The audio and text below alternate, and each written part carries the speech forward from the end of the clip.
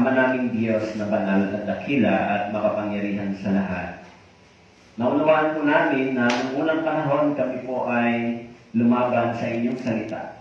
Tulad po ng sinabi po ninyo sa Romans chapter 1 verse 18, na ang pot ng Diyos ay nahayag mula sa langit dahil sa kalikuan at kasamaan ng tao. Kaya nagpapasalamat po kami sapagkat kami po ay nakatanggap ng biyaya ng Diyos.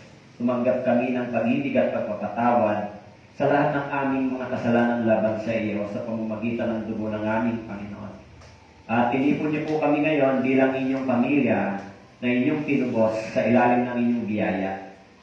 Kaya kami po ay nagsasama-sama bilang mga naligtas sa inyong banal na salita. Pakisamahan niyo po kami, Panginoon, sa araw na ito. Patuloy niyo pong bantayan ng iglesia and church. Itayo niyo po ang inyong banal at katwiran sa iglesia nito. Bantayan niyo po, Panginoon, ang inyong mga anak. Wasakin niyo po ang lahat ng gawa ng diablo laban sa iglesia at sa inyong salita upang maipahayag ang ebanghelyo sa lugar na ito.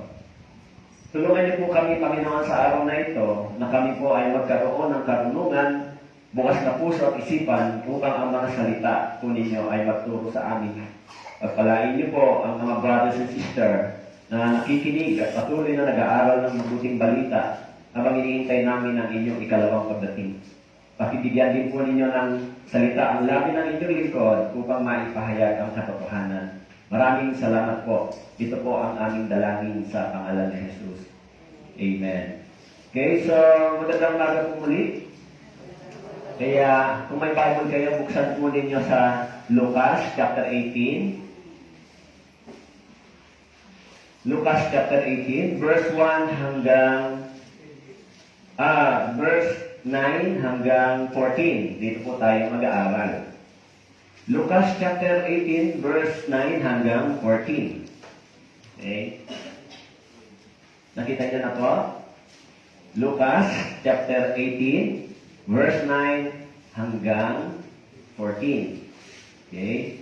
So, babasahin ko po pagdating sa verse 14, doon po tayo magsasabay-sabay. Okay po? Babasahin ko muna.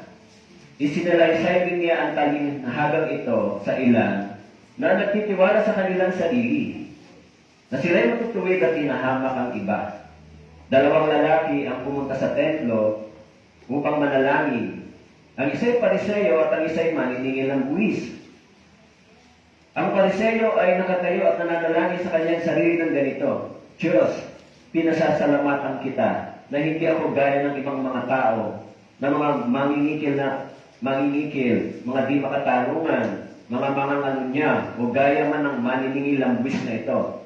2 ulit akong nag-aayon sa isang linggo. Nagbibigay ako ng ikapo sa lahat ng aking kinikita.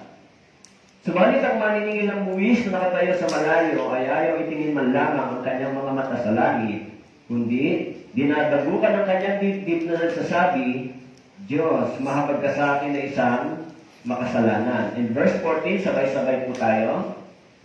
Sinasabi ko sa inyo na naog patungo sa kanyang bahay ang tao ito na inaring ganak sa halip na ang isa, sapagkat ang bawat nagmamataas sa kanyang sarili ay ibababa, ngunit ang nagpapakababa sa kanyang sarili ay itataas. Ito po ang ebanghelyo ng salita ng Diyos. Okay, pag-aralan po natin dito kung ano pong mensahe meron dito. Actually, yung Lucas ay naisulat ni Luke noong AD 60-61. AD 60 to 61. Ibig sabihin, after 23 or 27 years ng pagkamatay ni Jesus Christ, ang librong ito, yung kwentong ito ay sinulat ni Luke. Mababasa po natin dito sa chapter 1 verse 3 kung sino yung recipient. Sino tinatawag na Theophilus, no? The most excellent Theophilus, siya po ay tinatawag na lover of God. Kaya, isinulat niya ito sa mga taong nagmamahal sa Diyos. It is written for the lover of God. Kaya yung salitang Theophilus, okay? Pero, makikita natin na Itong Luke ay tinatawag na bahagi po ng Synoptic Gospel. Pag sinabing Synoptic Gospel, ito po yung Matthew, Mark, Luke, and John. Okay? Meron silang isinulat patungkol kay Jesus. No? Merong mga common. Kaya dito, ito pong letter ni Luke ay nagpapakita o ipinapakilala na Jesus as the Son of Man. Okay? Jesus as the Son of Man. Mapapansin po natin yung title dito na nakalagay, sino ba yung listener ni Jesus Christ? No? 2,000 years ago, sino ba yung listener niya dito? Binabanggit dito yung Pharisee and tax collector. Kaya sa panahon na yan, ang Panginoon nang siya ay nangangaral, maraming mga Phariseo at tax collector na nakikinig sa Kanya. Pero, mapapansin po natin dito na nangangaral ang Panginoon ay nilagyan ng salitang parable o talinhaga. Sabi po ito, talinhaga ng Pariseo at ng maniningil ng buwis. Okay. Titignan natin kung ano yung lesson na matututunan natin dito.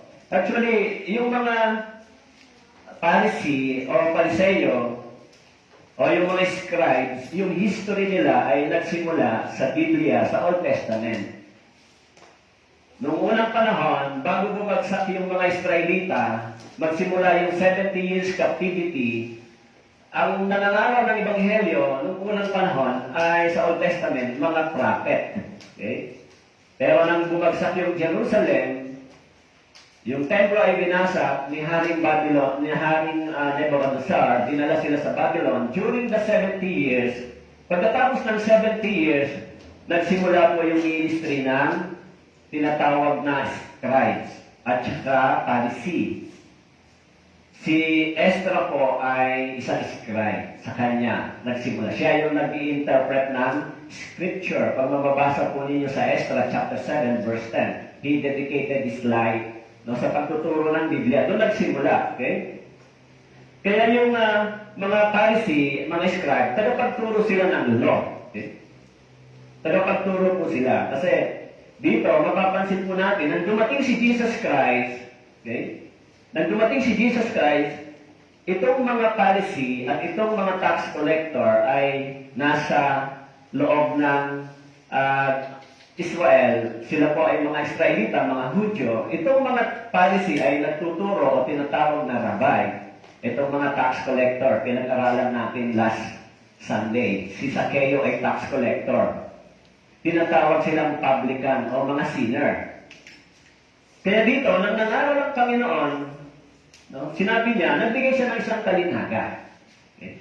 Kaya yung title po natin ngayon ay The Heir of the Kingdom of God o ang tagapagmana ng kaharian ng Diyos.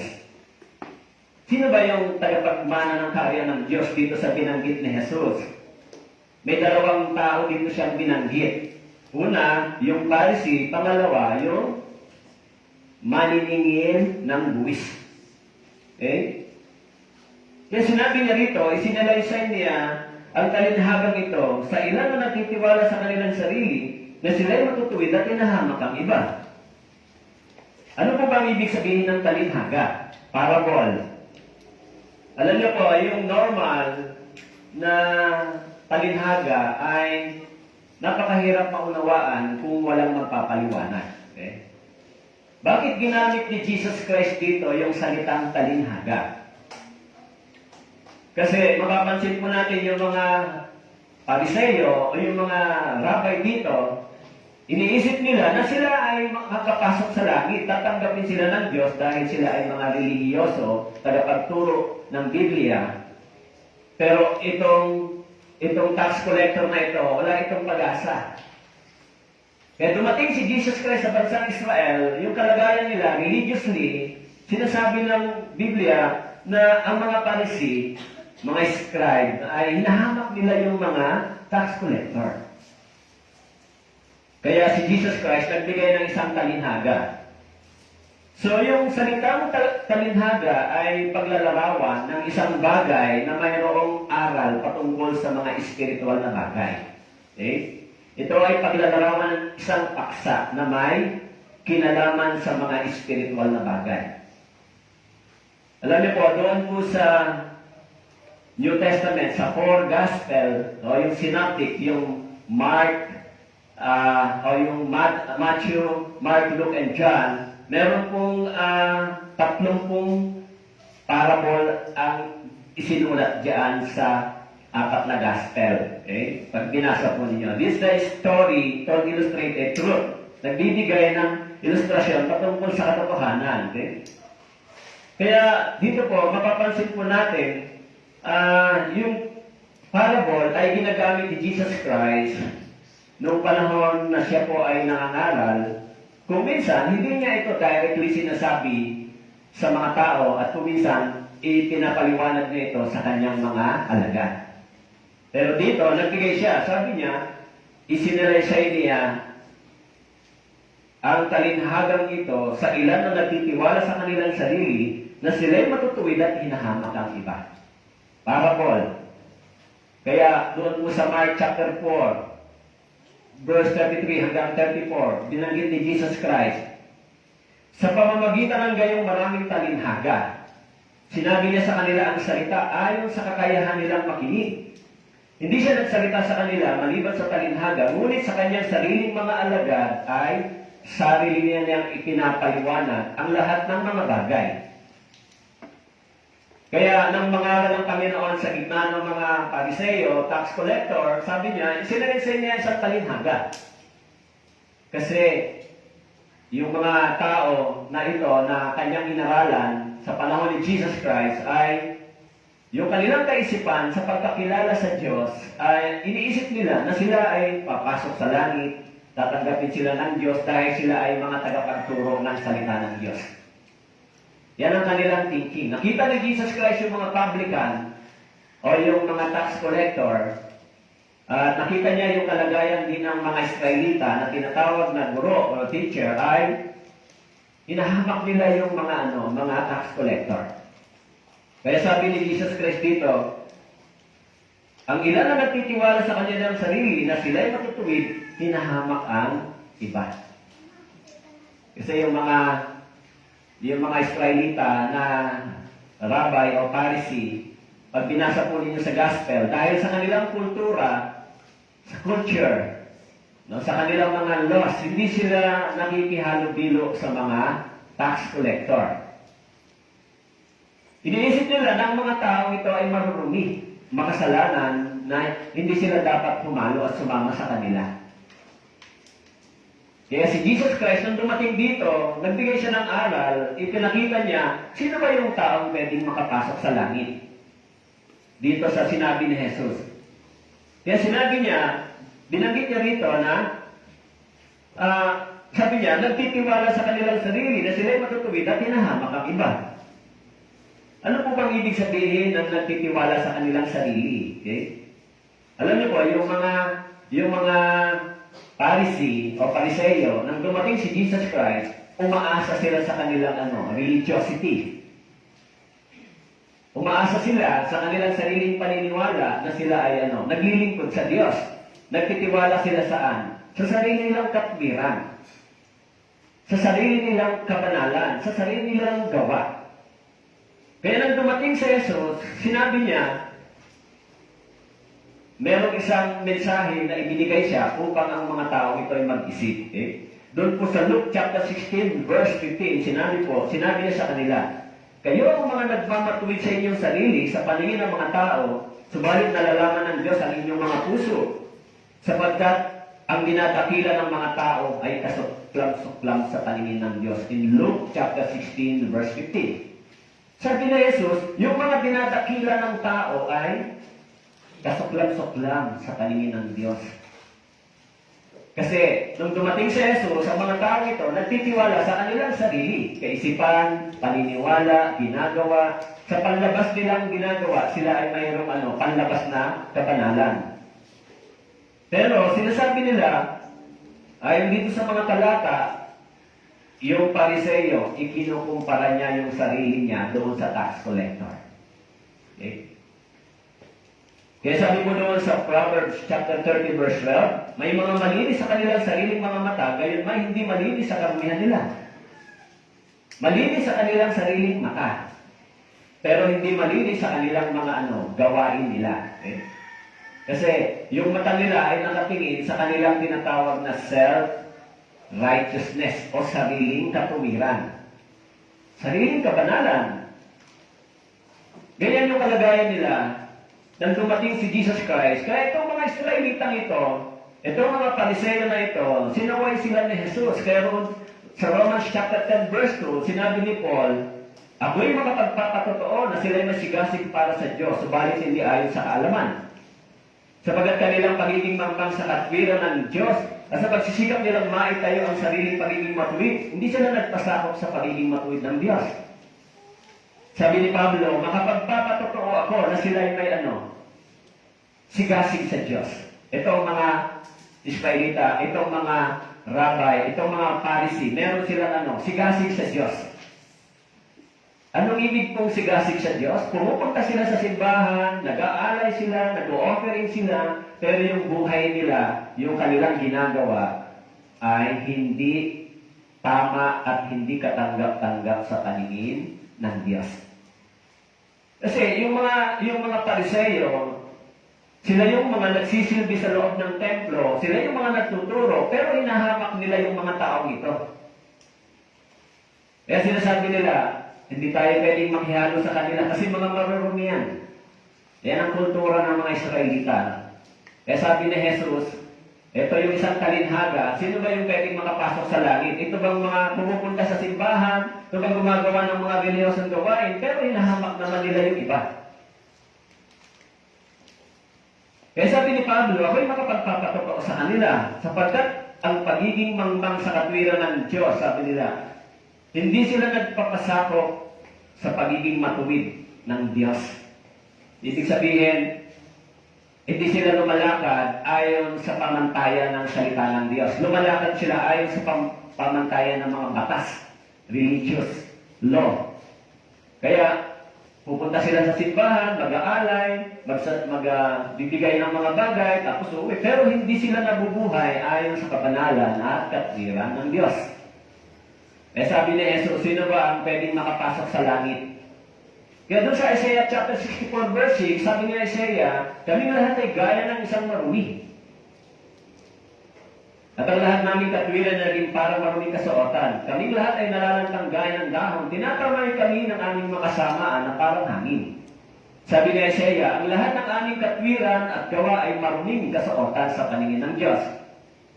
Kaya sinabi po rito, tinatangay kami ng aming mga kasamaan na parang hangin. Anong ibig sabihin? Ang kasamaang ito ang siyang nagdadala sa amin, nagdadrive sa amin.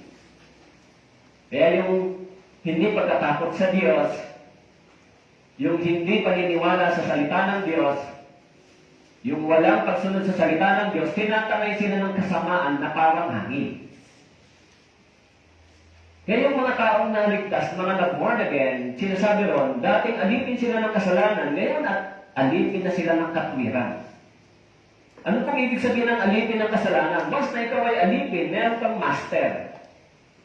Meron kang sinusunod. Ginagamit yung salitang alipin.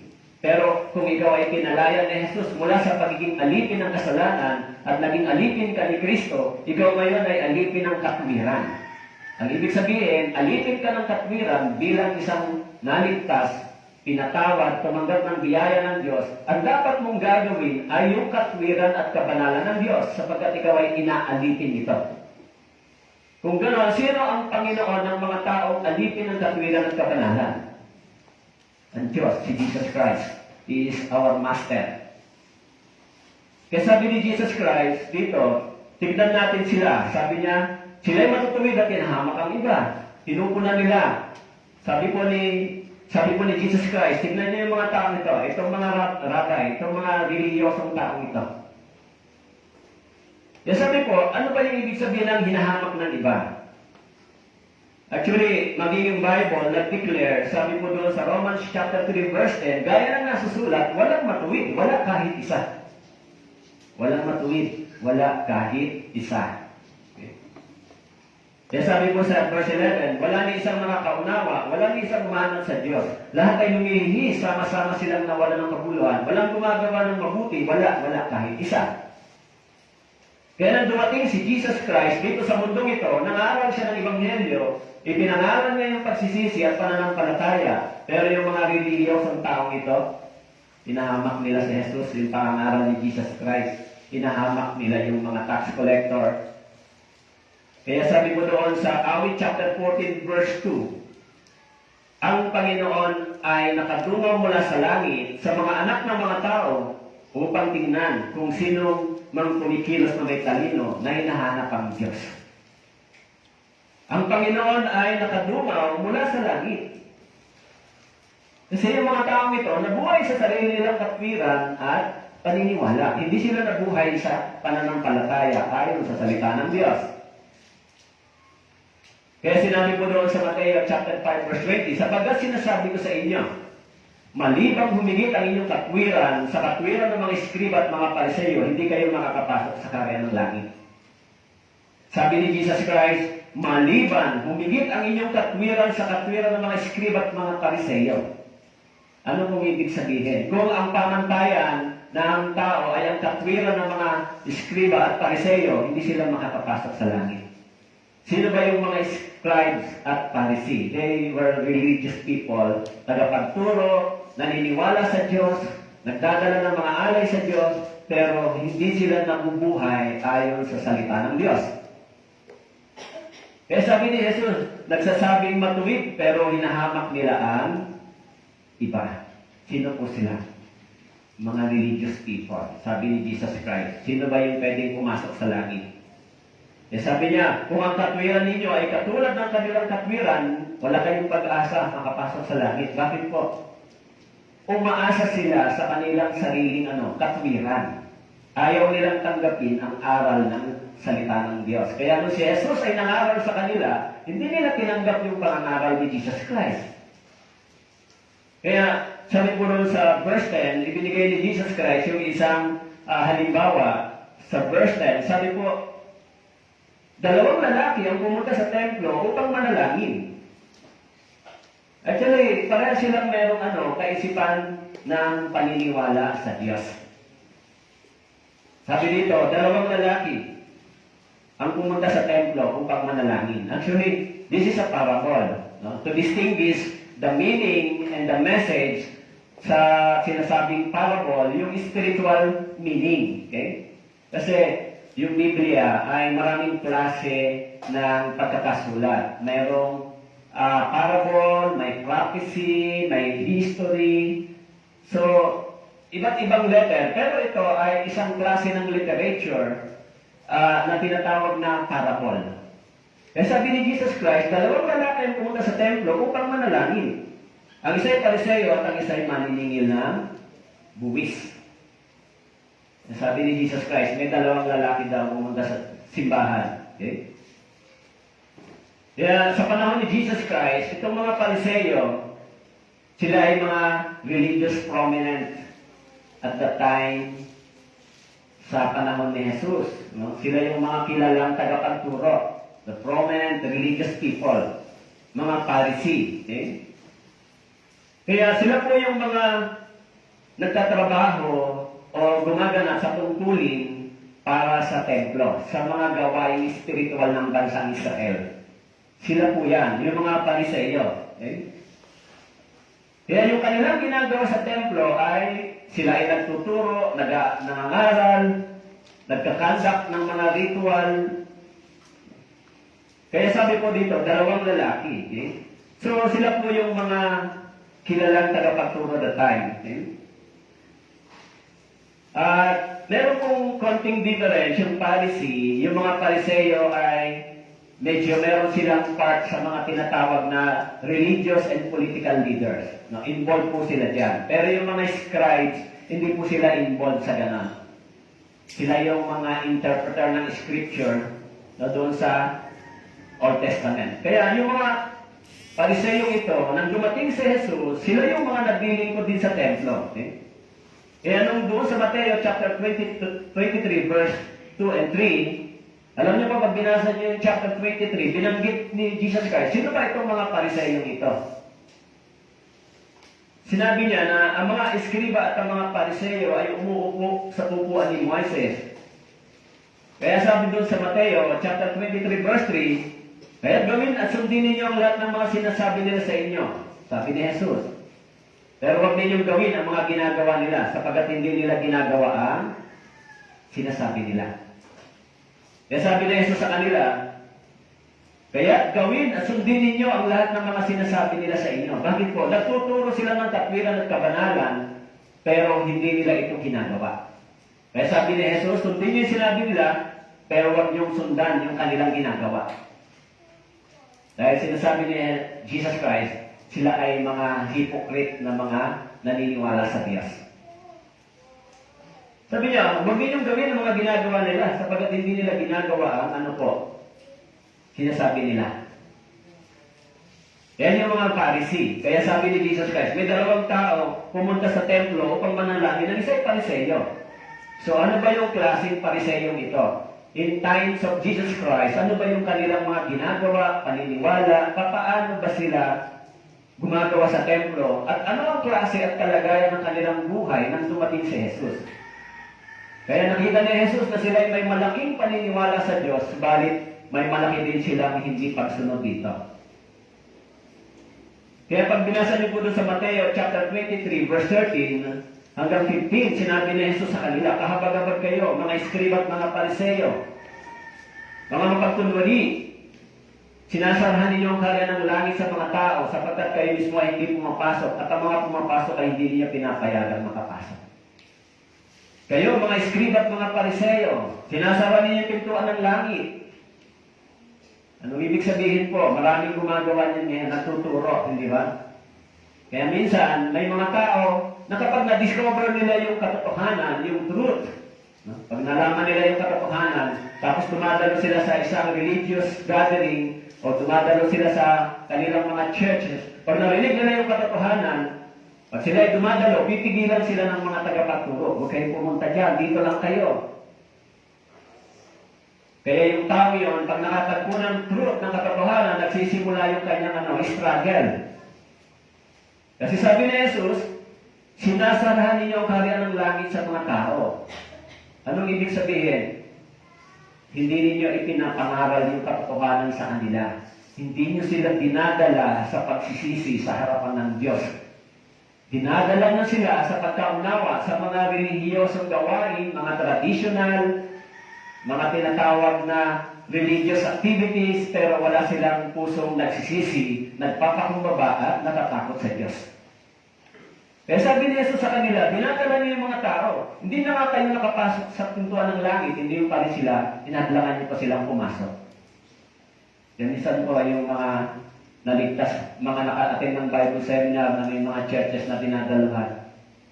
Pag nalaman ng pastor o pastora, dumadalo, dito ka lang, huwag ka pumunta dyan. Dito ka lang.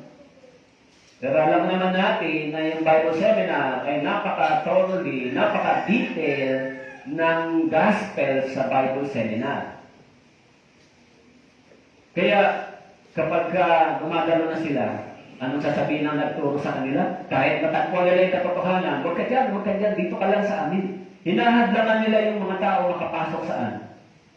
Sa langit. Kaya nakakatakot yan, hindi ho ba?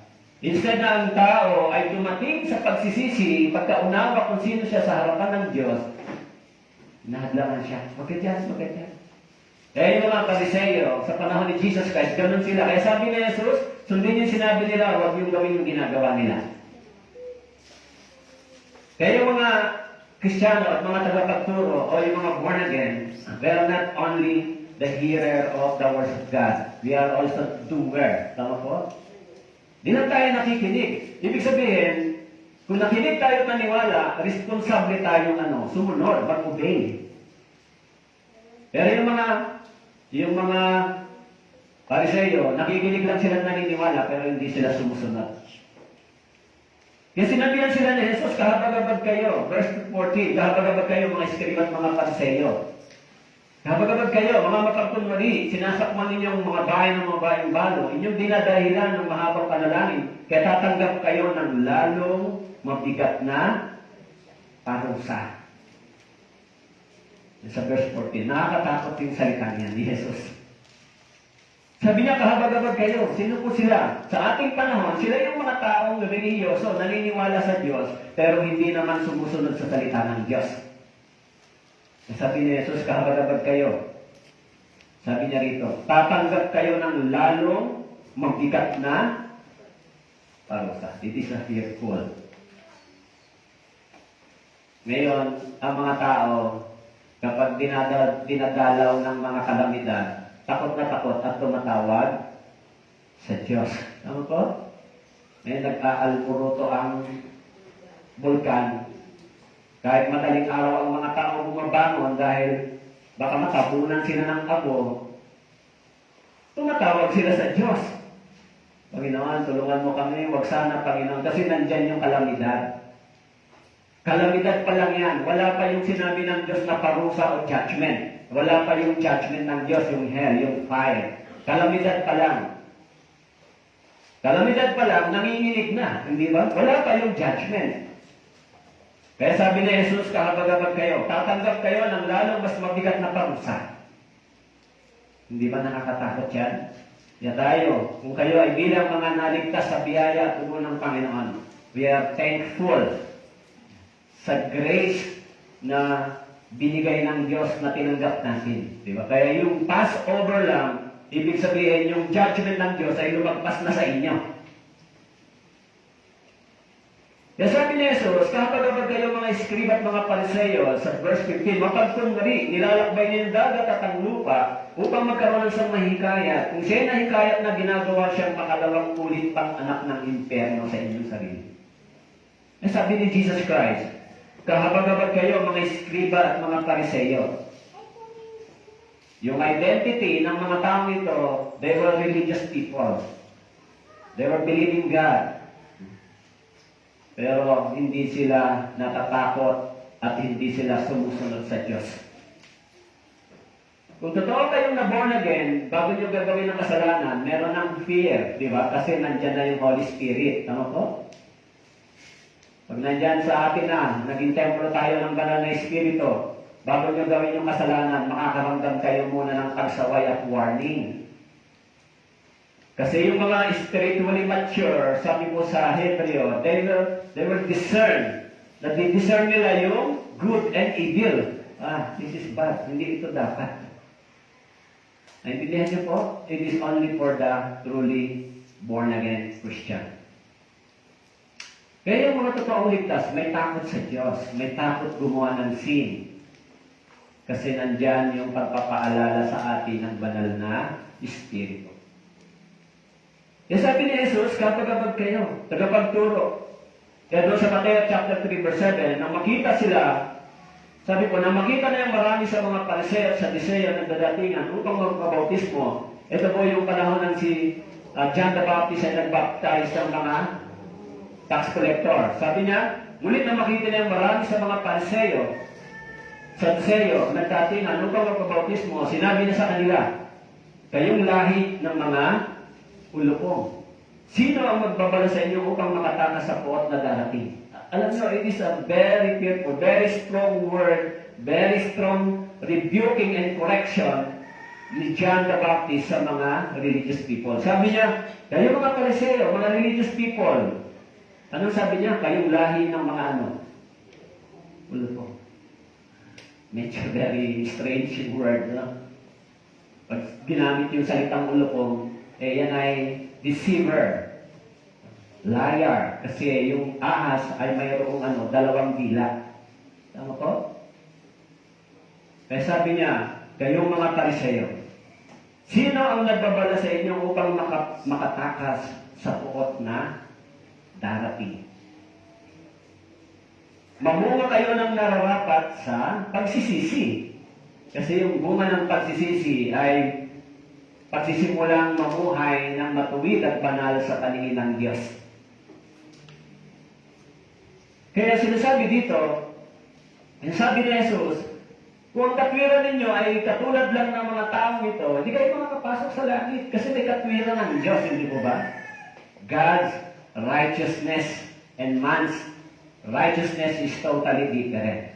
God's will and man's will is totally different. Kaya yung sinasabi ng iba na tinanggap mo si Jesus, it is human's will, no?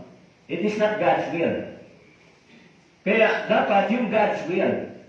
Yung kapanganakan muli ay God's will. Ang ibig sabihin, yung kaligtasan mo ay God's will, hindi man's will. Makapasok ka sa langit, it is God's will, not man's will. Yung sabi ni Jesus, dalawang lalaki ang pumunta sa templo upang manalangin. Ang isa ay Pariseo, ang isa ay tax collector o maniningil ng buwis. Who is the tax collector in the Bible? Sabi mo, tax collector in the Bible, also known as publicans, are mentioned many times in the Bible, mainly in the New Testament. Yung tax collector ay tinatawag na publican. Sa panahon ng mga Roman Empire, sila yung mga naniningil ng buwis sa mga Romano. Pero ano po yung problema nila sa panahon ng dumating si Jesus Christ? Corruption, hindi ba? May corruption sa panahon nila. Actually, ang corruption in times of Jesus nag-i-exist na. Kaya itong mga maniningil ng buwis na ito, itong mga tax collector, publicans, sinisingil nila ng sobra-sobra yung mga tao sa buwis. Kaya si Zacchaeus, di ba? Nung siya po ay na-born again, sinabi niya, Panginoon, isa sa uli ko, yung kung ako man na may dinaya, kasi yung mga tax collector ay mandaraya in time of Jesus. Kaya ang tingin sa kanila ng mga religious people, sila ay mga makasalanan, marurumi. Tinatawag silang publican. During Roman Empire, publican means collector of tax or custom in behalf of Roman government. No? Custom in behalf of Roman government. Yan yung tax collector sa panahon ni Jesus Christ. Kasi sa panahon ng ating Panginoon, nang dumating siya sa panahon ng Roman Empire o Roman government. Kaya sabi ni Jesus, dalawang lalaki pumunta sa templo, ang isa'y Pariseo, ang isa'y maniningil ng buwis. Okay?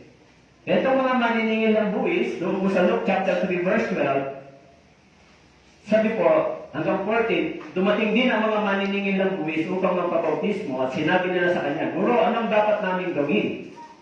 In Luke chapter 3 verse 13, sinabi sa kanila, huwag kayong sumingil pa ng higit kaysa iniuutos sa inyo, sabi ni John. In Luke chapter 3 verse 13, kaya itong mga maniningil ng buwis na ito, mga kurap din ito, naniningil sila ng sobra sa buwis. Kaya sabi nung tinanong nila kay Juan, anong gagawin namin? Kasi magpapabautismo sila, sabi ni Juan sa kanila, sinabi sa, huwag kayong maningil pa ng higit kaysa iniuutos sa inyo. Pero yung mga religious people, nung lumapit na magpapabautismo kay John the Baptist, anong sabi ni Jesus Christ? Kayong mga lahi ng ulupong. No? Yan sinabi niya. Mga believers of God. Pero itong mga maniningil ng buwis, sabi ni John the Baptist, huwag na kayong sumingil pa ng higit kaysa iniuutos sa inyo. No? Maging yung mga kawal, in verse 14, sinabihan din niya, tinanong din siya ng mga kawal, kami, anong dapat namin gawin? Ang sinabi sa kanila, huwag kayong mangikil ng salapi kanino man sa pamamagitan ng dahas o maling paratang, masiyang kayo sa inyong sahod. Yan po yung sinabi ni John the Baptist sa mga tax collector. Ito ang huwag niyong gawin. Pero doon sa mga religious people, ano po ang sabi ni John the Baptist? Kayong mga lahi, kayo ng mga ulupo. Naniniwala kayo sa Diyos, pero hindi ninyo ginagawa yung iniuutos ng Diyos. Hindi kayo natatakot sa Diyos. Bakit? Nang dumating si Jesus Christ, sinasabihan na si Jesus Christ, lahi ka ng, sinasabihan ka ng demonyo. Totally inoppose nila, niresist nila yung scripture na ipinangaral ni Jesus Christ. Nang dumating siya rito, tinawagan niya yung mga Israelita ito, itong mga religious people, mga tax collector, tinawagan niya magsisi at maniwala sa salita ng Diyos. Pero anong sabi nila? Nag-resist sila. Kaya nga, yung mga Israelita, kaya ipinagsak ng Diyos yung kanilang templo at winasa dahil sa kanilang Dahil sa salungat nila, pagsuway nila sa Biblia, sa salita ng Diyos, nang nangaral ang Panginoong Hesus. Pero itong mga tax collector, ano kung sabi doon? Si Zacchaeus, nang siya po ay dinalaw ng Panginoon sa Luke chapter 19, ano pong sabi ni Zacchaeus? Sa chapter 19, verse 8, tumindig at sinabi, Panginoon, Panginoon, ang kalahati ng aking mga pag-aari ay binibigay ko sa mga dukha. At kung sa pamamagitan ng pandaraya ay may kinuha ko sa kaninang tao, babayaran ko siya ng 4 na ulit. Inaral natin ito, di ba? Sa Zacchaeus' repentance, yung restitution niya is more than the law required. Okay, more than the law. Ang hinihingi lang ng law, pag ikaw may kinuha, magdadagdag ka lang ng 5 bahagi. Pero si Zacchaeus, more than the law, yung kanyang isinasauli. Kaya sabi niya, ibabalik ko sa kanila. Sinabi sa kanya ni Jesus, dumating sa bahay na ito ngayon ang kaligtasan, sapagkat siya man ay anak din ni Abraham. Actually, dapat ito yung ipapalo kong lesson, pero dahil sa Bible seminar, itong parable of Pharisee and the tax collector is a good lesson. Who is the real, o sino talaga yung tao pwedeng makapasok sa langit dito? This is the message. Dito sa message ni Jesus Christ, we will identify sino ba yung tao ito na pwedeng makapasok. Kaya makikita natin dito yung kanilang character, profession, attitude, paniniwala sa Diyos. Sino ba yung mga taong ito? Okay? Kaya si Zacchaeus ay isang tax collector. Kaya sabi niya, isa sa uli ko, ano man ang aking kinuha. Okay?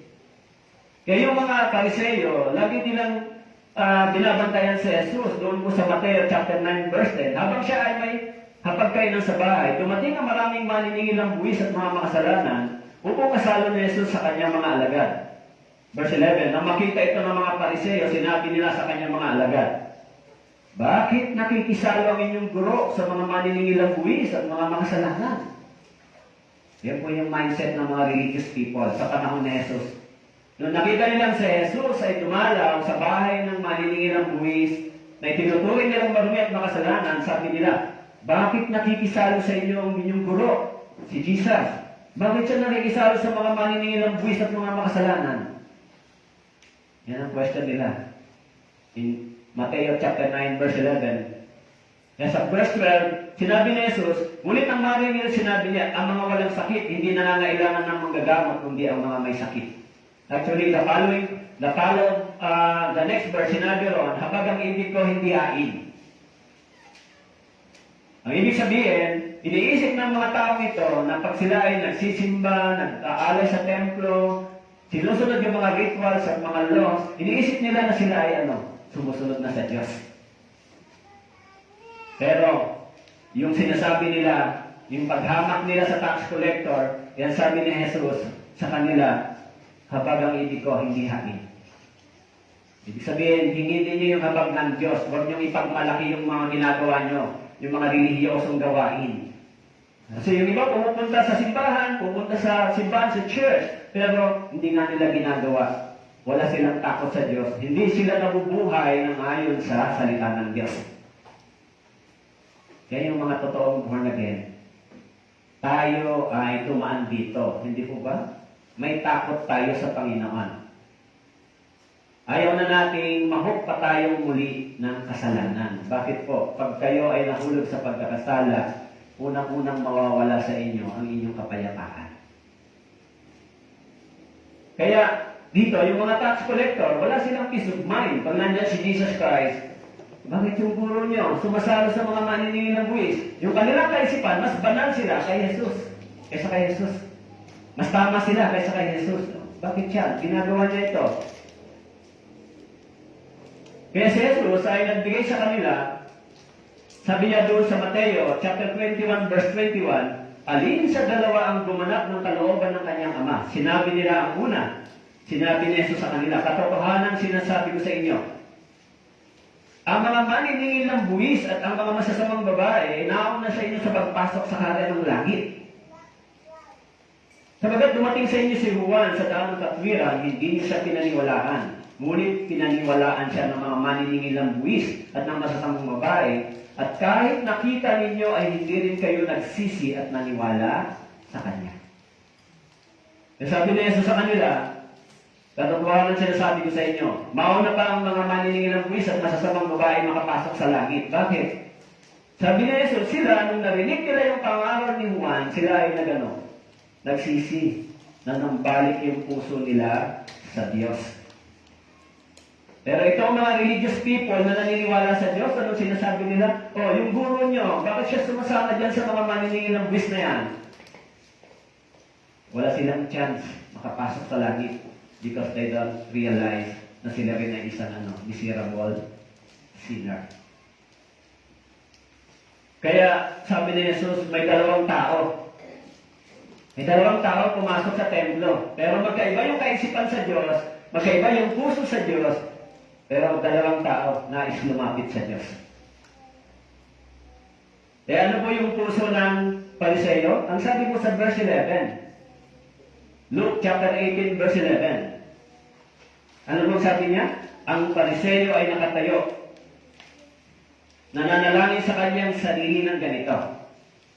I thought this Pharisee, meron siyang iniisip na I am a believer of God. I am following sa Diyos. Kaya sabi niya, Diyos, ang una niyang sinabi. Sabi niya dito sa verse 11, Diyos, pinasasalamatan kita na hindi ako gaya ng ibang mga tao, na mga mangingikil, mga di makatarungan, mga manunya, o gaya ng maniningil buwis na ito. 2 ulit akong nag-aayuno sa isang linggo. Nagbibigay ako ng ikapo sa lahat ng aking kinikita. Ang ganda ng litanya yan sa harapan ng Diyos. Sa kanyang isipan at paningin, napakaganda ng kanyang statement, testimony sa kanyang paningin. Pero sa paningin ng Diyos, yung kanyang testimony ay karumal-dumal. Lagi niyang sinabi, actually this time, 3 times, sinabi niya na sabi niya, ako, hindi ako katulad, hindi ako katulad, hindi ako katulad, ako. Nakatingin siya sa kanyang sarili. Kinukumpara niya yung kanyang sarili sa kanyang ginawa sa harapan ng Diyos. Yung kanyang isipan, yung kanyang paglilingkod ay kanyang ipinagyayabang at pinasabi niya sa harapan ng Diyos. And he looked himself as a better than other doon sa mga tao na sa paligid. Hindi ako katulad ng taong ito. Pero hindi niya na-realize na siya rin ay isang miserable makasalanan. Kaya yung mga born again na naligtas na totoo, yung ating pagsisilbi sa Panginoon ay pagsusukli. Alam, naintindihan niyo po? Pagsusukli sa kabutihan ng Diyos sa atin. Kasi, katulad din tayo na hindi dapat makapasok sa langit, katulad din tayo na marami rin tayong ginawang kasalanan laban sa Diyos, pero sinabi sa Biblia, nung namatay si Jesus sa cross, tayo ay tumanggap ng biyaya, pagpapatawad. By faith, 2,000 years ago, nang namatay si Jesus, we realize kung bakit siya namatay, because of my sin. Pero itong taong ito, hindi niya nare-realize yung pag-ibig ng Diyos. Anong sabi niya? Hindi ako katulad niya. Be boastful yung kanyang mind na nag-lead para mas lalo siyang mahulog sa judgment ng Diyos. Sa kanyang paglilingkod, pagsisilbi, yung puso niya ay hindi naging humble, hindi naging graceful and thankful sa Panginoon. Yung puso niya ay naging boastful sa kanyang ginagawa. Yung servisyo niya, hindi ako katulad niya. Ginawa ko ito. Kaya sabi ko sa Mateo chapter 6 verse 5, habang siya ay nananalangin, sabi niya, kapag kayo ay nananalangin, huwag kayong maging tulad sa mga napagkunwari. Mateo chapter 6 verse 5, sabagat ibig nilang tumayo at manalangin sa mga sinagoga, sa mga panulukan ng mga lansangan, upang makita sila ng mga tao.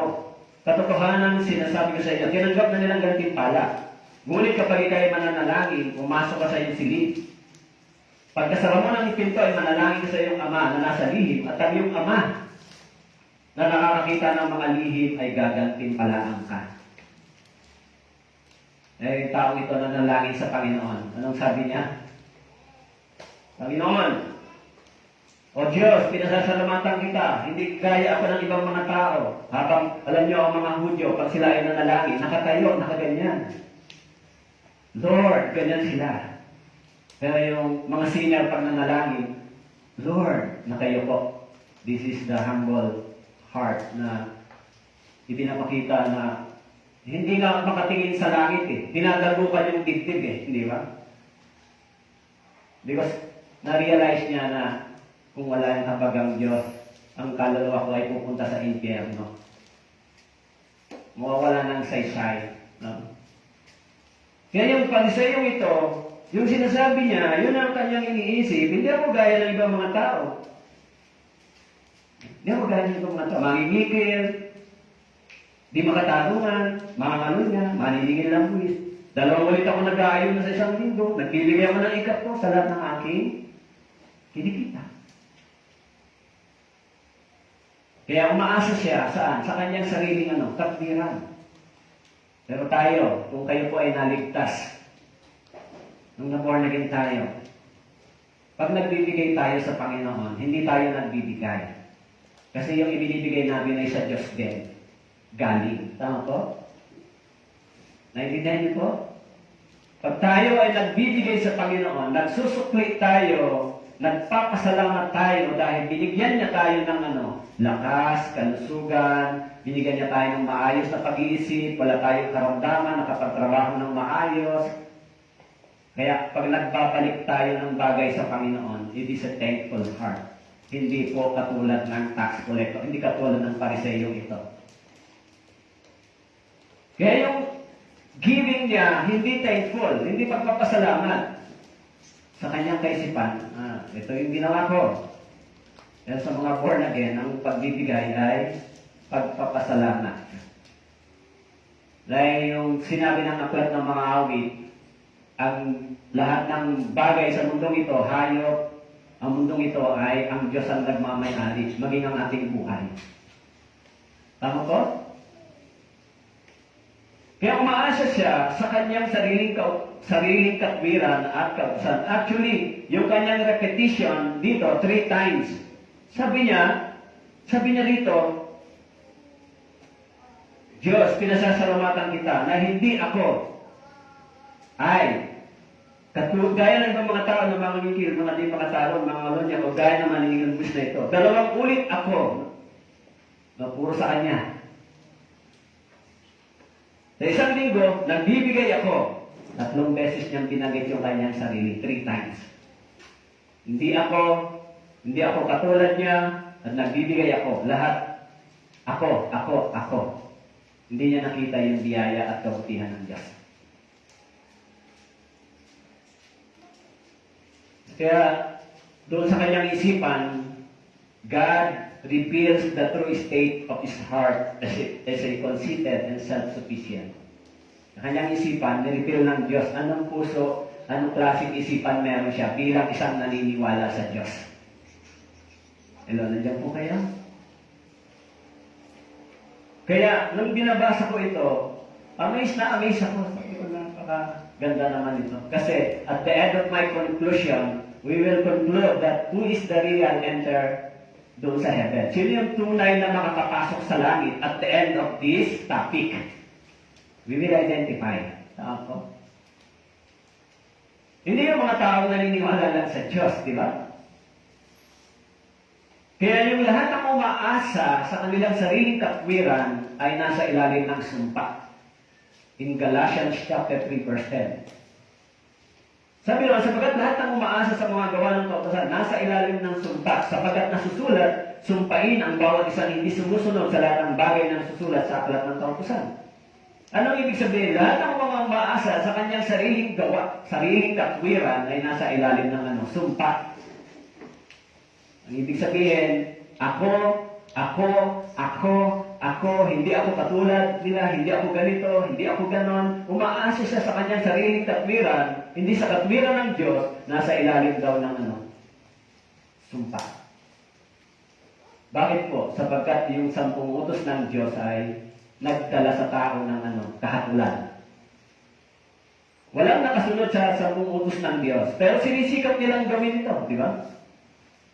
Yung mga Hudyo, umaasa sila sa kautusan, sa sarili nilang kaisipan na ako ay naniniwala sa Diyos. Pero wala silang takot sa Diyos, walang pagsunod sa Diyos, walang pag-ibig sa salita ng Diyos. Wala silang gano'n. Kaya si Paul, nung dumating at nangaral din sa mga Hudyo, sinaway niya yung mga Hudyo. In Romans chapter 2 verse 17, sinabi niya, ngunit ikaw na tinatawag ng Hudyo ay umaasa sa kautusan at nagmapalaki sa Diyos. Yan mga Hudyo, religious people. They were believing God. Meron silang faith sa Diyos. Pero yung kanilang ginagawa ay karumal-tumal sa paningin ng Diyos. Kaya sabi ni Paul, ikaw, tinatawag na Hudyo, spiritually, umaasa sa kautusan at nagmamalaki sa Diyos. At nakakaalam ng kanyang kalooban, sumasang-ayon sa mga bagay na magagaling, palibasay na turuan ka ng kautusan. Naturuan sila ng kautusan, 10 Commandments, pero umaasa sila dito. Ginawa nila ito ng ayon sa kanilang sariling katwiran. Kaya, yung isang kultura ng mga Hudyo, doon po sa panahon na si Jesus Christ, I think sa Book of Mark, sinabi niya korban. Maganda pala ang meaning ng salitang korban. It is a culture, religious culture pala ng mga Israelita. Ang ibig sabihin ng korban ay yung tulong ko sa iyo ay yan na rin ang tulong ko sa Diyos. Kaya sabi ni Jesus Christ sa kanila, korban, inaari yung batas ninyo yung utos ng Diyos. Ang meaning pala noon, ang mga rabbinic o ang mga rabbi, mga teacher ng mga Hudyo, lahat ng kanilang mga kayamanan ng pag-aari, pag sila ay namatay, hindi pwedeng mapunta sa iba. Sa templo lahat mapupunta. Pero yung tulong nila para sa kanilang pamilya, hindi pwedeng doon manggaling. Magkahiwalay yung para sa templo at yung para sa kanilang sariling pamilya.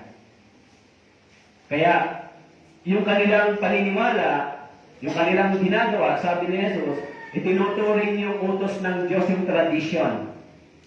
Tradisyon ng mga tao, sinasabi niyo yan ay utos ng Diyos. Hindi po utos ng Diyos ang mga tradisyon.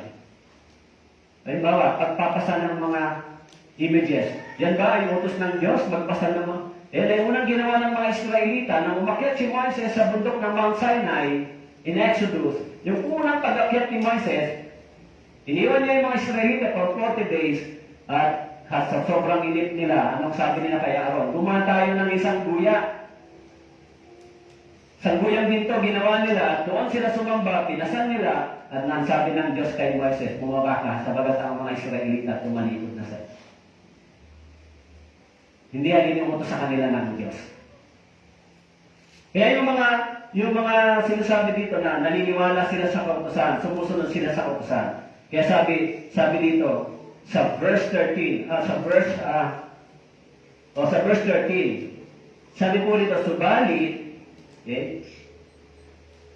subalit ang maniningil ng buwis na nakatayo sa malayo ay ayaw itingin man lamang ang kanyang mga mata sa langit.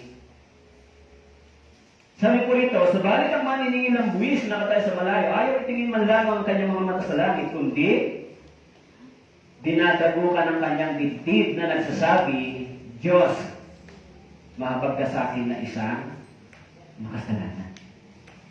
Lord. Kaya sabi po diyan, hindi siya makatingin sa langit. Dinadagukan niya yung kanyang dibdib, pero yung mga Pariseyo, God, ito ang ginagawa ko. Masipag ako, palasimba ako, nag-o-offering ako, ginagawa ko yung mga ganitong ritual. Nakatingin siya gano'n sa langit. Kaya pag binasa niyo po sa Old Testament yung history ni Solomon, nananalangin sila sa templo na nakatingala sila. Pero dito, yung tax collector, nananalangin ng nakayuko, hindi man lamang makatingin sa langit at dinadagukan yung kanyang dito. Magkaiba yung senaryo. Pareha silang pumunta sa templo, pareha silang naniniwala sa Diyos, pero magkaiba yung kanilang puso.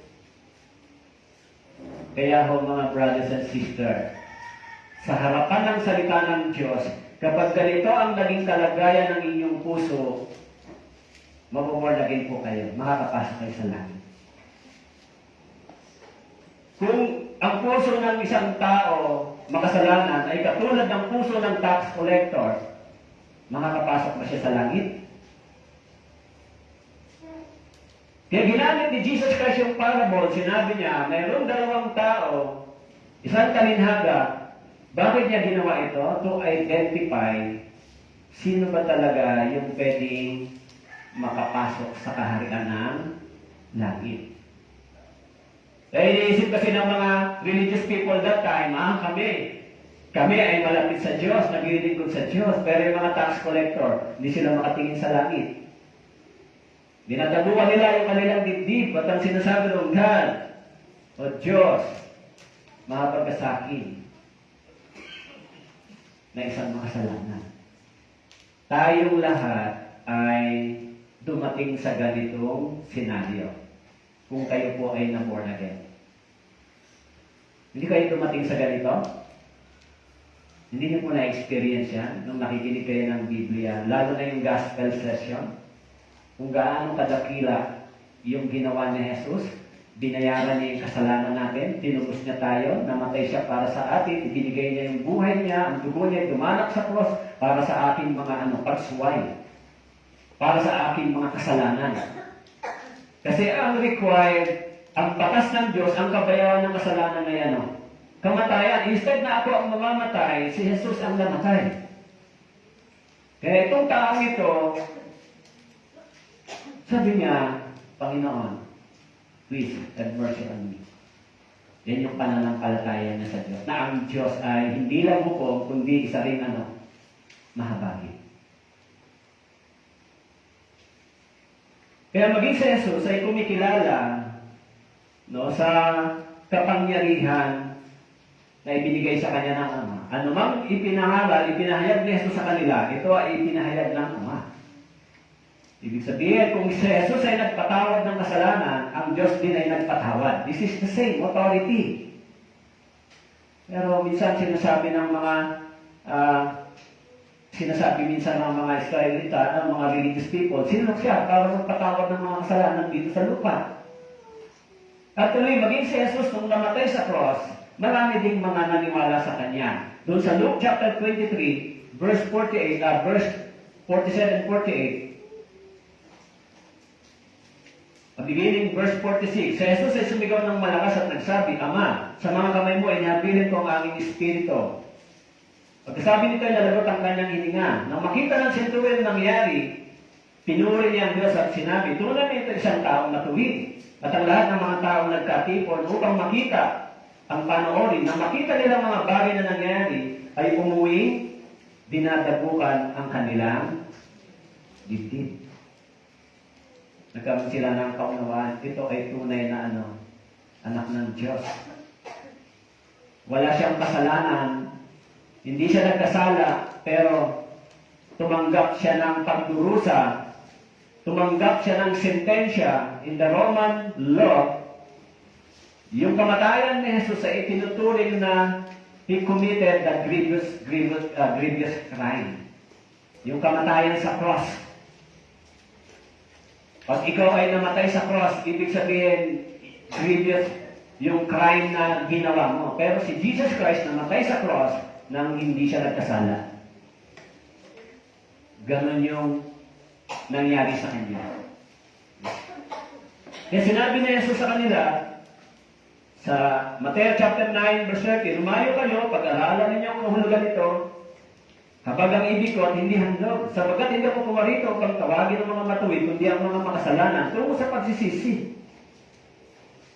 Dumating si Jesus dito upang tawagin ang mga sinner, manumbalik sa Diyos. Yung mga tao, di ba, naniniwala sa Diyos. Kaya sa church, sa atin, sa born again church, dito sa atin, yung turo sa atin ay napakaganda pagdating sa Christian life. Kaya mapansin niyo si Pastor Johan Lee, lagi siya nagtuturo tungkol sa pamumuhay Kristiyano ng mga naligtas. Lagi siya nagpapaalala kung anong klaseng pamumuhay dapat meron ang mga taong naligtas. Paulit-ulit siya every Wednesday.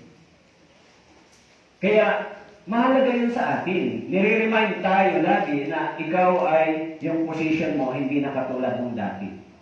Ikaw ay anak na ng Diyos.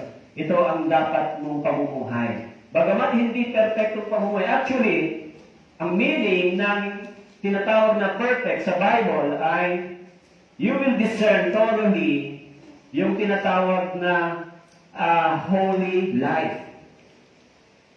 Yung tinatawag na perfect sa Biblia, hindi po yung perfectong hindi ka nagkakamali. Ang meaning nun, na uunawaan mo, naiintindihan mo, at nalalaman mo kung anong dapat buhay meron ka ngayon bilang isang anak ng Diyos.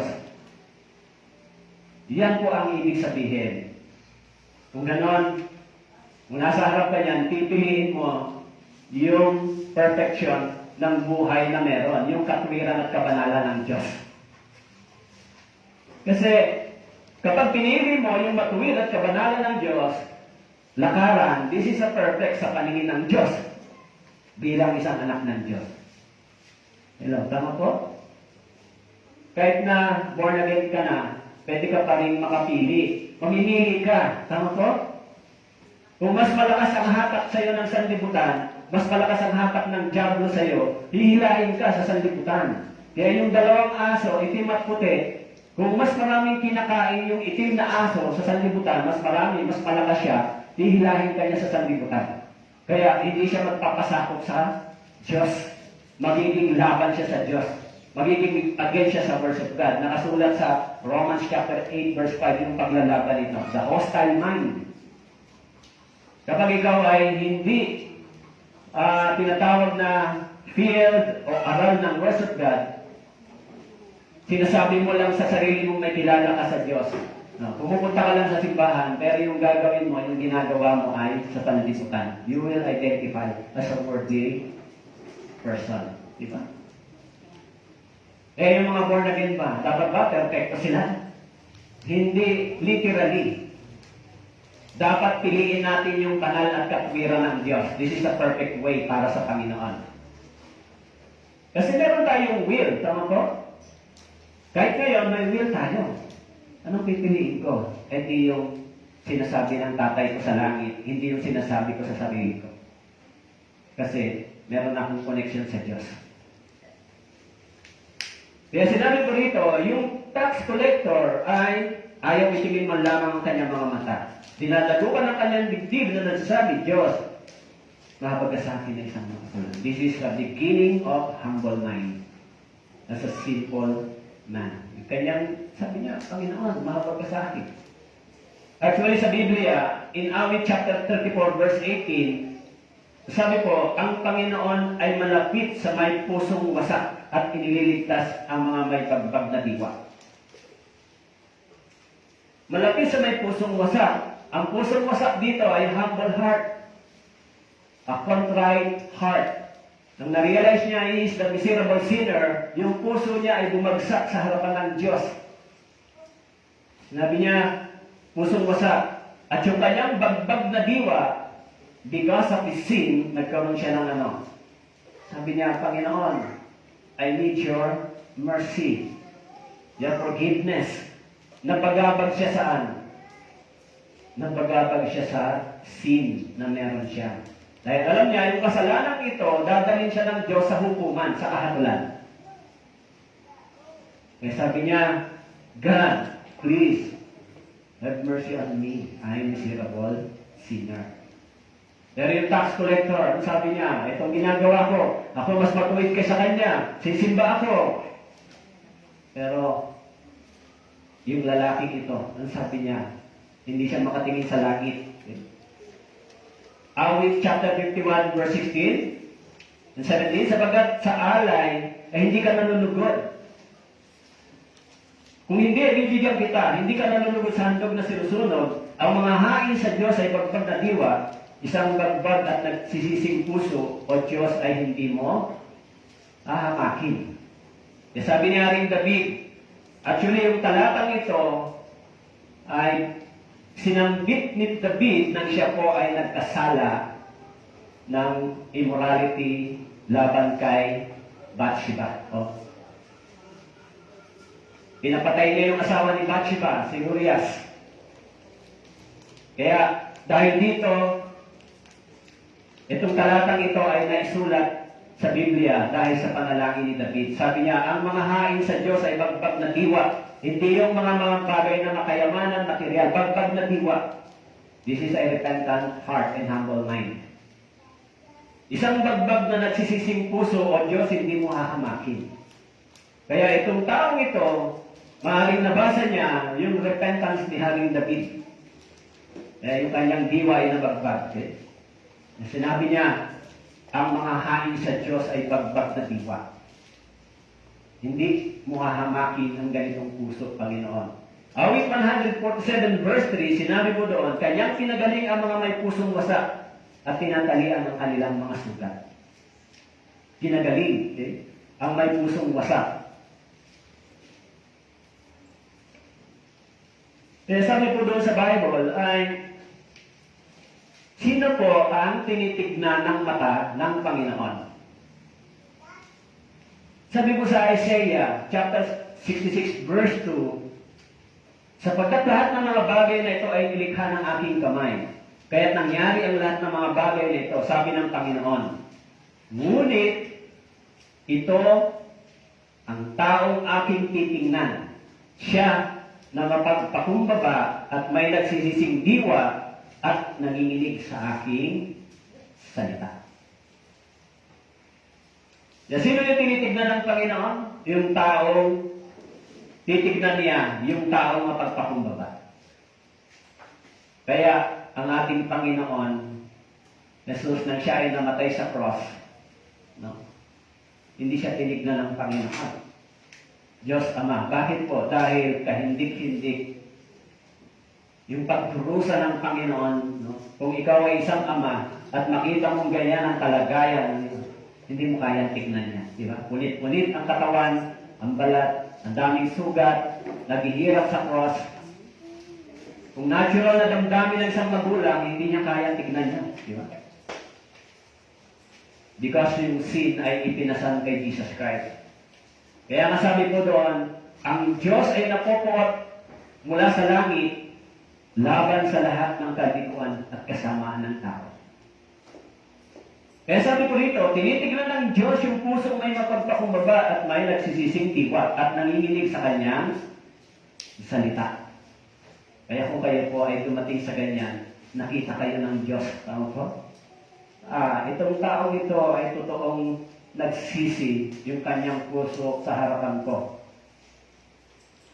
Kaya nakatingin ang Diyos sa puso, di ba? Sinasabi ron, ang Diyos ay tumitingin sa puso.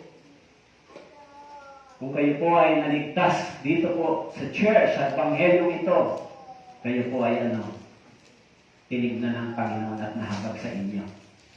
Ganon din sa akin.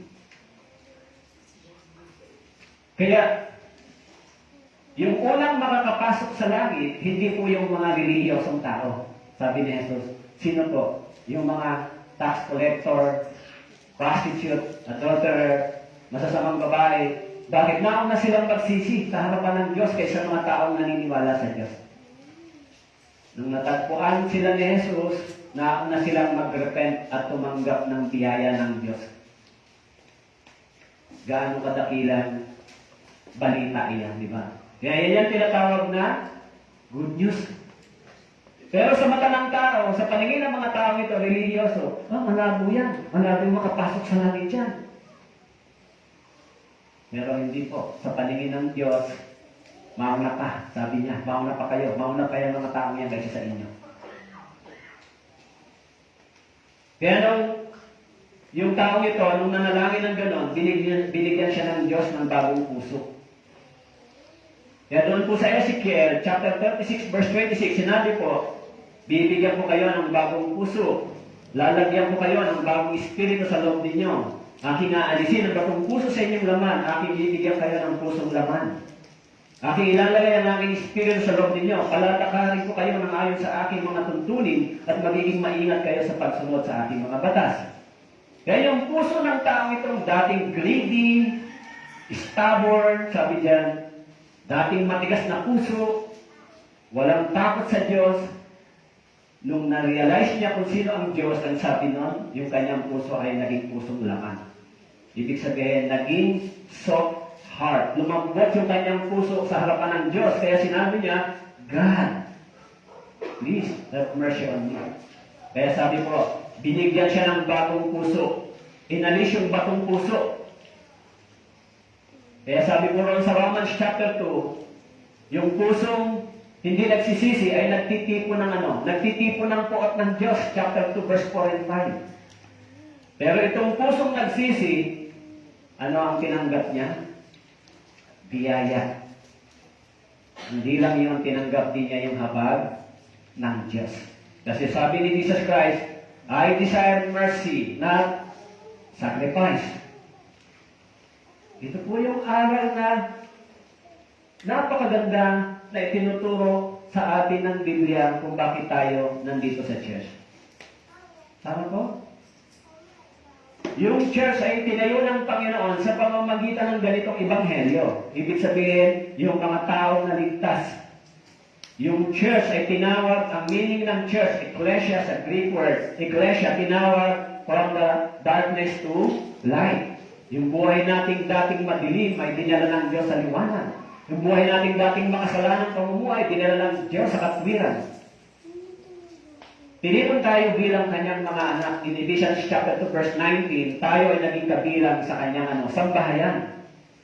In Romans chapter 8 verse 16, nakasulat doon, tayong mga anak ng Diyos ay pinapatnubayan ng Espiritu ng Diyos. In 1 Corinthians chapter 3 verse 15 and 17, 16, tayo ay naging templo ng banal na Espiritu. Ang Espiritu ng Diyos ay nasa atin bilang katibayan ng mga anak ng Diyos. Kaya itong katawang ito ay tinanggap natin yung Espiritu. Kaya ito ay pinabangal ng Diyos. Binigyan tayo ng bagong puso. Kaya sabi po sa Ezekiel 36 verse 27, aking ilalagay ang aking Espiritu sa loob ninyo. At ang Espiritu ito ang nagtuturo sa atin upang tayo ay lumakad sa utos at kabanalan ng Diyos. Kaya kung wala po kayong Espiritu nito, ay hindi po ninyo ma-identify kung kayo ay nabubuhay sa sanlibutan o labas sa kaharian ng Diyos. Kasi sabi diyan, yung Espiritu ito na gumagabay sa atin, yung Espiritu ng Diyos na nagtuturo sa atin, nagpapaalala sa atin kung paano tayo mabubuhay bilang mga anak ng Diyos. Kaya kung may mga nagsasabing born again, tapos tuloy-tuloy sa kasalanan, nabubuhay sa kasalanan, walang pakialam sa salita ng Diyos, walang turo ang banal na Espiritu sa kanyang puso, walang fear, walang takot. Kasi yung banal na Espiritu ang siyang tumutulong sa atin upang tayo ay lumakad sa kabanalan ng Diyos. He is a teacher. In John chapter 14, nakasulat doon, di ba? He is our counselor, verse 26. Nagtuturo sa atin, gumagabay sa atin. Kaya kung tayo po ay mayroong ganitong kaugnayan sa Diyos, hindi niyo po kakayanin mabuhay sa kasalanan. Mawawala yung kapayapaan sa inyo kung totoo pong born again. Mahirap mabuhay kasi yung salitang kapanganakang muli ay meron ka ng bagong pagnanais para sa Diyos. Kaya mga Israelita, nang tumawid po sila mula doon sa Egypt patungo sa Canaan, nung tumawid sila, hindi na sila pwedeng makabalik sa Egypt. Ibig sabihin, hindi na sila pwedeng bumalik sa dati nilang makasalanan na pamumuhay. Kasi ang meaning, sa theological meaning ng namatay na, ang ibig sabihin, you are already changed. Yung position mo is already changed from the Satan's child to the God's child. Tama po? Ngayon, kung ikaw ay naging anak ng Diyos, paano ka makakabalik bilang anak ng Diablo? Pinanganak ka na sa bagong spiritual na kalagayan. Kaya binigyan siya ng bagong espiritu. Ano po yung hatol ng Diyos sa kanya? Nung sinabi niya, Panginoon, O Diyos, mahabag ka sa akin na isang makasalanan. Anong hatol ng Diyos sa kanya? Sa verse 14. Anong sabi ni Jesus? In verse 14, sabi po, sinasabi ko sa inyo, na naog patungo sa kanyang bahay ang taong ito, na inaring ganap sa halip ng isa, sapagat ang bawat nagmamataas sa kanyang sarili ay ibababa, ngunit ang nagpapakababa sa kanyang sarili ay itataas. Ano po ang sabi ni Jesus Christ? Okay, I will pronounce sino yung pwedeng makapasok sa langit. Ano sabi ni Jesus Christ? Ang taong ito, ano ang hatol ng Diyos? Inaring ganap. Sa English version, i-justify. Justify. Ang ibig sabihin, yung kanyang pananampalataya, yung kanyang faith sa Panginoon, yung kanyang paghingi ng habag ng Diyos, ang hatol ng Diyos sa kanya ay pinawalang sala, forgiven. Instead na guilty, ang hatol ng Diyos ay forgiven. Inaring ganap, ginustified, pinawalang sala sa pamamagitan ng kanyang pananampalataya. Kayo ba, pinawalang sala na ng Panginoon? Lahat tayo, ako rin. Kaya yung mga taong totoong pupunta sa langit, dumaan sila dito. Nabagbag yung diwa nila dahil sa kasalanan. Tama po? Yung puso nila ay bumagsak sa harapan ng Diyos.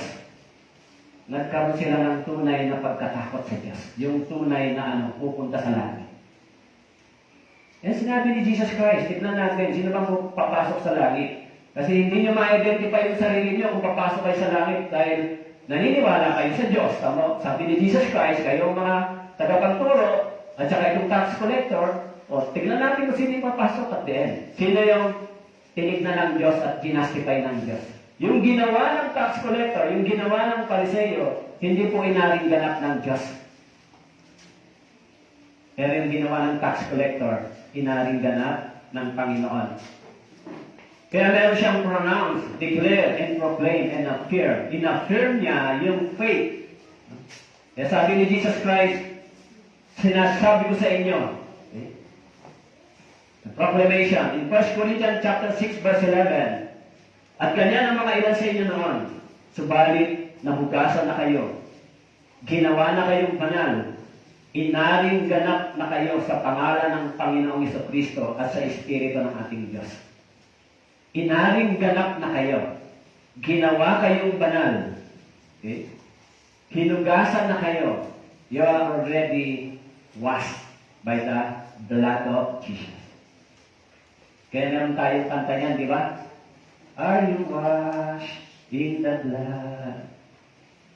Kaya tayo ay hinugasan ng dugo ng Panginoon. Hindi lang yon, ginawa tayong banal. Kaya yung salitang ginawa ng banal, merong somebody to create you as a new person. Ginawa kang banal. Hindi ka naging banal dahil yun nagawa mo yung gawaing banal. Kasi ikaw nag-create nun. There's somebody. This is God. He created you as a new person. A holy person. Kaya sabi doon, at ikaw ay inaring ganap. So, tayo ay sinantified. Sa English version, justified and sanctified. Pinabanal. Yan ang ibig sabihin. Ang ibig sabihin ng pinabanal, inihiwalay na tayo ng Diyos sa dati nating posisyon. No? Sa dati nating makamundong kalagayan, ngayon tayo ay inilagay niya sa bagong makalangit na gawain. Hello, naintindihan niyo po? Ngayon, sino po ang pupunta sa langit dito sa dalawa? Kaya doon po sa Romans chapter 3 verse 28, sinabi po, sapagkat pinaninindigan natin na ang tao ay ituturing na ganap sa pananampalataya na hiwalay sa mga gawa. In Romans chapter 3 verse 28, pinaninindigan natin na ang tao ituturing na ganap. Dahil yung tao ito, nanampalataya siya sa Diyos na isang mukhang, kung hindi siya magsisi, hindi siya humingi ng abag, hahatulan siya ng Diyos. Hahatulan siya ng Diyos. Kaya sabi po, sa pananampalataya niya, hiwalay sa gawa. Hindi siya tumingin sa kanyang gawa. Tumingin siya sa ginawa ng Diyos para sa kanya. Sabi ni Paul, tayo inaring ganap sa pamamagitan ng pananampalataya na hiwalay sa ating gawa. Anong ibig sabihin? Hindi porke pumupunta ako sa simbahan, naniniwala ako kay Kristo, nagbibigay ako sa simbahan, hindi ibig sabihin noon ako ay ganap na o pupunta sa langit.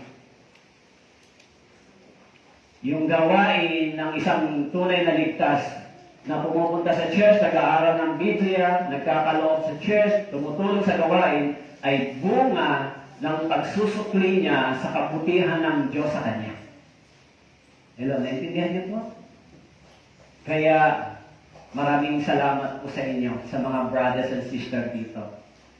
Bagamat, hindi na natin iisa-isahin, no? Nung nakaraang Bible seminar, kung anong inyong mga naging participation, ginawa ninyo, binigay ninyo, pinakain sa mundo, hindi na natin iisa-isahin. Pero, alam ng Diyos lahat ng yan. Tama po? Bakit natin ginawa yan? Yan ay gusto nating suklian ang kabutihan ng Diyos. Ngayon, kung yan ay may reward, sa kanina lang po yan matatanggap pagharap niyo sa Diyos. Kung kayo po ay nagsasakripisyo para sa kaluluwa, pagharap niyo sa Diyos, anong sasabihin ng Panginoon? Well done, my children. Well done. Ginawa mo yung best, yung lahat, yung paraan. Ginawa mo, nag-invest ka, ginawa mo, nagsakripisyo ka, alang-alang sa mga kaluluwang ito. So, sino ang magbibigay ng papuri? Hindi tao. Tama po? Sino magbibigay ng appreciation? Huwag tayo humintay ng appreciation sa tao kasi mabibigo tayo, pero ang Diyos ibibigay sa atin. Kaya tayo po ay lumaya sa ganitong kalagayan. Romans chapter 5 verse 1, sabi po, kaya yamang tayo inaring ganap sa pamamagitan ng pananampalataya, mayroon tayong kapayapaan sa Diyos sa pamamagitan ng ating Panginoong Jesucristo. Alam niyo po dito, nang tayo ay inaring ganap, ang unang-unang nagkaroon tayo ay peace. Peace in our mind and heart.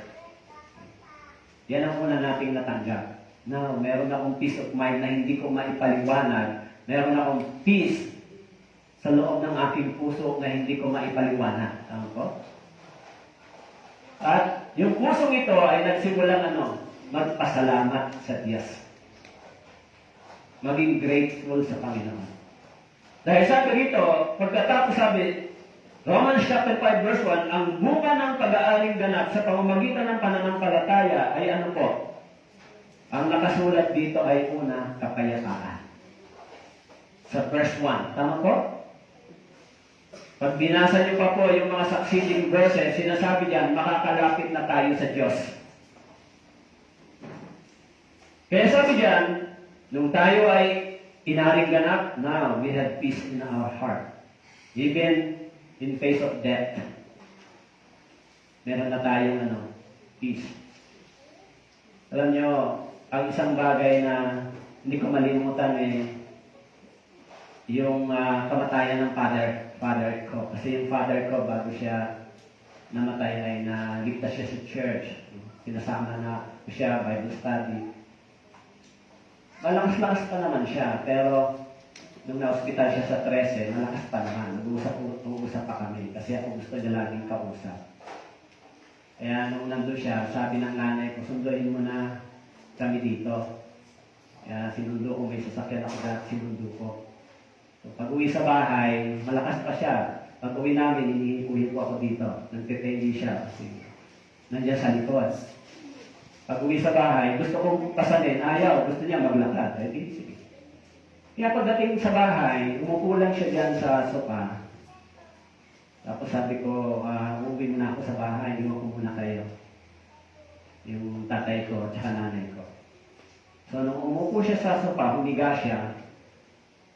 Humiga lang siya, umupo. Pagkatapos noon, tinawag niya lang yung pangalan ng nanay ko, sabay, wala nang buhay. Kaya sabi ko sa Panginoon, salamat sa Panginoon kasi Kasi, alam mo yung kamatayan na may kapayapaan ka, di ba? Hindi ka namatay ng ang daming nakatusok sa'yo, nandun ka sa ospital, ang daming nakasaksak kung ano-ano sa katawan mo, hindi ba? Kaya, binigyan din ako ng Panginoon ng kapayapaan sa ganun. Kasi ang hirap, di ba? Pag yung isang tao malapit ng mamatay, nasa ospital, ang dami nakasaksak na karayot sa katawan. Tapos nagkagastos ka ng libo-libo, daang-daang libo. Tama po? Pero, yung ganong nangyari sa kanya, kahit 70 plus na siya, iniisip ko na biyaya pa rin ng Panginoon. Tama po? Kasi minsan, siyempre, hindi naman natin maiwasan na pag matanda na, di ba, pag nagkakasakit. Talagang wala tayong magawa. Kailangan natin ng manggagamot, doktor. Tama po? Pero yan ay, ang ibig sabihin, kailangan marami kang pera. Kaya yung kalusugan natin ay kayamanan. Ano po? Kaya, pag tinignan mo, yung kanyang ganong sitwasyon ay mayroon siyang peace.